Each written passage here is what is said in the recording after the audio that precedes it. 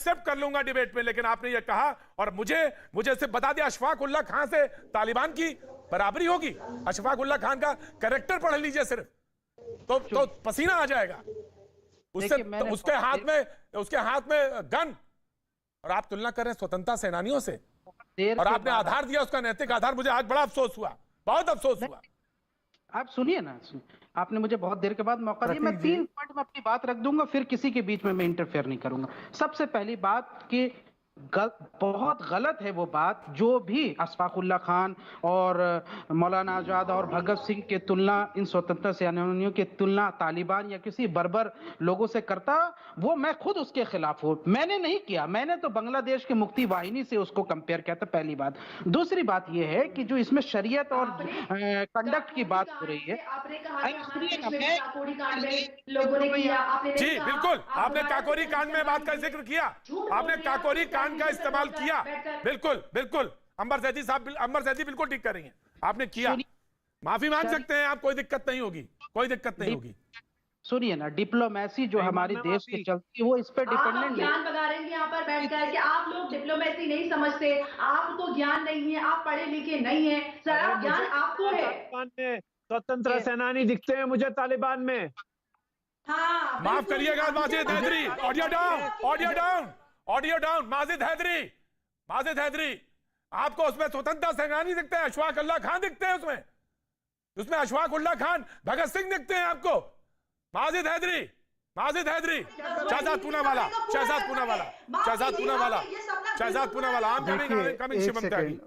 मैं काफी देर तक सुनता रहा। एक सेकंड, मैं काफी देर तक सुनता रहा। प्रतीक जी, मैं माजिद हैदरी की बात से एक्चुअली इत्तेफाक रखता हूं। उनको स्वतंत्रता सेनानी दिखेंगे इनमें, इसलिए क्योंकि इनके स्वतंत्रता सेनानी रजाकार और जिन्ना है। माजिद हैदरी की जो कौम की लड़ाई लड़ने वाले लोग हैं, उनके लिए तो वो माननीय होंगे ही, तो तालिबान भी उनकी ही लड़ाई लड़ रही है। और देखिए, एक तालिबान बंदूक के साथ करे वार, दूसरे 1 सेकंड सर, मुझे 10 सेकंड नहीं मिलता प्रतीक जी, इनका ऑडियो शुरू हो जाता है। ये 5 बार बोलने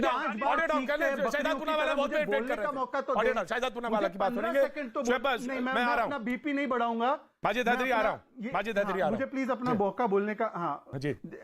मुझे अपना मौका दीजिए। उसके बाद ये चीखते रहे तालिबान के लिए 4-5 पैनलिस्ट बोलने के लिए, तो वो बोले अपनी अपनी बारी में। देखिए, एक तालिबान बंदूक पकड़ के करता है वार, और दूसरा तालिबान टीवी पर बैठकर माइक की नोक पर करता है नजरिया का बदलाव, और वो है माजिद हैदरी। इनकी मैं अभी 2 मिनट में दोहरे मापदंड आपको बताता हूं। इनके शक्ल पे थोड़ा फोकस कीजिए। माजिद हैदरी दाढ़ी बनाते हैं, आपको पता है। इसी शरिया जो इसको लागू करवाना चाहते हैं पूरी दुनिया में, मोरक्को चले जाइए जहां पर शरिया, अफगानिस्तान जब तालिबान थी, इसकी शरिया की किताब में, जहां पर भी इसकी किताब है, उसमें लिखा गया है कि मूंछी छोटी होनी चाहिए, दाढ़ी लंबी होनी चाहिए। ये खुद शरिया नहीं मानते। शरिया में टीवी पर आना हराम है।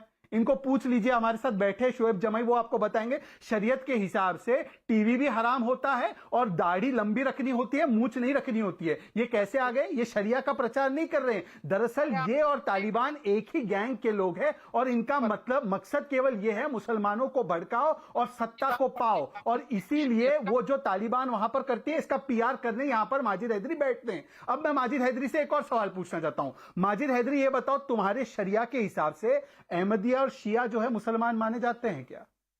बताओ। तुम उम्मा की बात करते हो, तुम उस चाइना की सपोर्ट लेते हो जिस चाइना ने लाखों मुसलमानों को मार दिया। शरिया के हिसाब से अहमदिया मुसलमान नहीं है। मेरे शरिया से किसी से भी मुसलमान नहीं है। अहमदिया मुसलमान नहीं है। कृपया अपने मुसलमान ना कहिए। मुसलमान उसको मानता है। अब देखिए, बारे में कहा है प्रतीक, वो हमारे कंडक्ट में है। हमारी शादियां शरीयत के मुताबिक होती हैं। प्रतीक, इनकी प्रतीक, मैं सुन रहा हूं, प्रतीक, मैं इसका काउंटर, प्रतीक इसका काउंटर सुन रहा हूं, प्रतीक इसका काउंटर ले लीजिए। अहमदिया मुसलमान नहीं है प्रतीक जी। मैं जानता हूं ये तथाकथित, एक सेकंड, एक जी, मैं सुन रहा हूं, आ रहा हूं जी, बोलिए, अपनी बात कंप्लीट करिए। शहजाद पूनावाला, अपनी बात कंप्लीट करिए। मैं आ रहा हूं, शोएब जमाई वेट जी, शहजाद पूनावाला अपनी बात कहिए जी। हाँ जी, इन बेगैरत लोगों को देखिए, ये अहमदिया को तो मुसलमान नहीं मानते, पर जो चाइना जिंजियांग प्रोविंस में यूइगर मुसलमानों को लाखों की तादाद में मार रहा है, उसकी एंडोर्समेंट यहां पर आकर दे रहे थे ये माजिद हैदरी। ये माजिद हैदरी बोल रहे थे कूटनीतिक है तो तालिबान से अच्छा संबंध बनाना जरूरी है, अच्छे तालिबान है। यही माजिद हैदरी इजराइल के साथ जब संबंध बन रहे थे तो इनकी जो है मतलब किस तरीके से ये बौखलाए हुए थे दिख रहा था। तब कूटनीति नहीं समझी आपको भारत की, इजराइल के साथ आपको संबंध नहीं बनाने, पर तालिबान जो बंदूक की नोक पर मुसलमानों को मारता है और चाइना जैसे मुल्क के साथ खड़ा हो जाता है जो मुसलमानों को लाखों की तादाद में मार रहा है, उसके साथ आप खड़े होते। आप तो इस्लाम के भी नहीं हो भाई, आप केवल अपने मकसद के हो, आप केवल अपनी खुद की स्वार्थ के हो। ये हमारे लिए फॉरेन पॉलिसी के लिए जरूरी है।